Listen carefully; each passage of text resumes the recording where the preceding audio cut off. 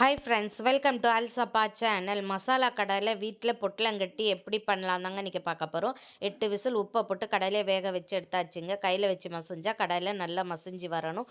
துருவின தேங்காய் பொடியாக நறுக்கி வச்சுருக்கேன், வெங்காயம், துருவின மாங்காய், மல்லி இலையும் தூவி சாட் மசாலாவும் நல்ல மிளகுத்தூள் கொஞ்சம், காரத்துக்கு மிளகாய்த்தூள் கொஞ்சம் போல் போட்டு நல்லா மிக்ஸ் பண்ணி ஒரு பேப்பர் எடுத்து பொட்டலங்கட்டி ஒரு 3 ஸ்பூன் கடலையை போட்டு துருவின மாங்காய், துருவின கேரட்டு, கொஞ்சம் போல் வெங்காயமும் போட்டு நல்லா குலுக்கிட்டு எடுத்து சாப்பிட்டு பார்த்தா வேறு மாதிரி டேஸ்ட்டாக இருந்ததுங்க. நீங்களும் ஒருக்கா ட்ரை பண்ணி பாருங்கள். இனி பிள்ளைங்களுக்கு பொட்டலங்கட்டி கொடுப்போம், அவங்க ரியாக்ஷன் எப்படி இருக்குன்னு பார்க்கலாம். ஒரு பேப்பரில் நல்லா சுற்றி பொட்டலம் கட்டியாச்சுங்க. 4 கரண்டி கடலை எடுத்தாச்சு.